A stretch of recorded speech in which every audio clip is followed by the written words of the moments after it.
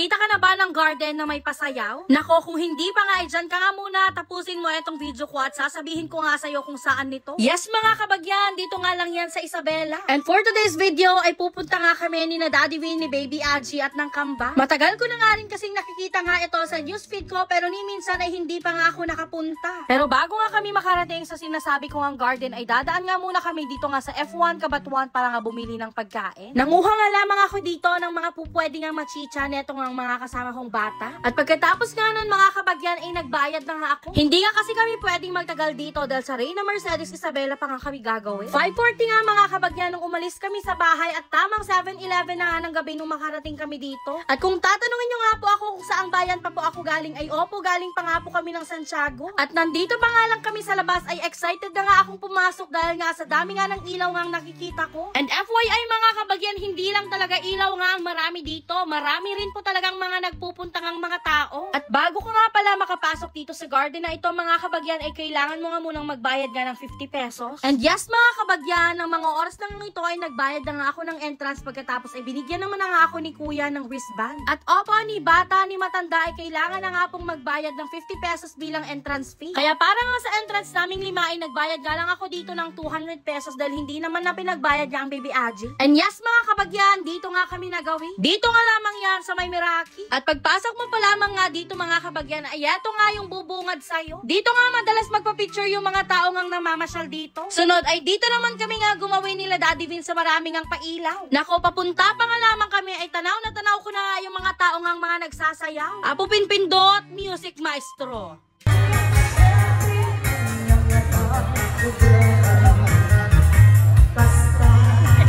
Apo, talaga nga may agayang tipatokarda dito. Oy, talaga nga isala damot nga road ni Uncle Berting. Charing, tayman pa yay ayam garuda gito'y ubing. Yes mga kabagyan. Gagawin naman tayo ngayon dito nga sa may playground. Baka nga kasi hindi makarelate sina Kambal sa pasayaw kaya dinala nga muna namin sila dito nga sa may playground. At grabe, alam nyo ba yun mga kabagyan? Hindi nga lang talaga mga bata nga mag-e-enjoy dito nga sa Meraki Garden. At tong sinabi ko nga ito mga kabagyan ay nakabase nga lamang sa aking nga experience. Kasi ni bata o matanda nga ang magpunta dito ay talagang magugustuhan at mag-e-enjoy nga sila. Kung meron nga itong playground na lugar para sa mga bata ay meron din naman kanina yung lugar nga para sa mga matatanda. Pero dito nga muna tayo kasi sa mga pinakarason bakit nga kami namasyal dito nga sa Meraki Garden. Matagal ko na nga inaaya ang Daddy V na mamasyal dito para nga sana makapaglaro ang mga bata. Kasi kung hindi nga ako magkamali mga kabagyan ay heto nga yung mga nauna nga dito sa Meraki Garden. Yun ay yung mga naglalakihan ngang bonsai nga ng mga bougainvillea. At alam ko na alam mo nga talagang kinagiliwan din ito ng ating ngang mga plantito at mga plantita. At kinalaunan mga kabagyan ay nagkaroon na nga rin ng palaruan dito para sa mga bata. At natutuwa nga na naman ang aking ngang puso bilang nanay dahil sa nakikita ko nga nag-e-enjoy at masaya nga itong mga anak ko. At grabe, talaga nga namang mag-e-enjoy nga lahat nga ng mga batang magpupunta dito. At habang naglalaro nga ang mga kambal ay naisipan ko nga namang magduyan nga muna dito sa tabi. Pero hindi pa nga ako nagtikal na nagduyan dito, ibinigay na ulit sa akin ni Daddy V ng Baby Aji. Mayat maya habang nagduduyan nga ako ay nainggit nga ako sa mga nakikita kong kumakain nga ng popcorn. Kaya bumili na nga rin ako dito ng popcorn nga at yung double cheese na rin ang kinuha ko. Katabi nga lamang nung nagtitinda nga ng popcorn, heto nga ang mga train, kaya habang kumakain ako ay pinapanood ko na nga rin tong mga anak ko. At 30 pesos nga pala ang babayaran kapag gusto nga rin sumakay ng mga anak nyo dito. At grabe, eto nga ata yung first time na makasakay yung mga anak ko sa train, kaya hayaan, bakas talaga yung saya nga sa kanilang mga mukha. Mayat maya nung lumalalim na nga ang gabi ay napagdesisyonan na nga naming maglibot-libot nila Daddy V. At yun na nga mga kabagyan, kapag nga ikaw yung taong nare-relax kapag ganito nga ang mga tanawin ang nakikita mo. Nako, sinasabi ko naman na sa inyo, ang Meraki Garden nga ang nababagay sa inyo. Maganda nga talaga ang mamasyal dito kapag kasama mo nga ang buong pamilya mo. At nang halos malibot na nga namin ni Daddy Vin hetong ang buong garden ay inaya ko nga ulit siyang bumalik nga sa may mga sumasayaw. Parang meron kasi akong namukaan nga kanina doon. And for your information, bandang alas 9 na nga ito ng gabi mga kabagyan. Alas 9 nga ro tirabiin yung madupay lang iti agsasala. Pasat no, naglaing madgayam kami nga ro dadi taga-kansyon da.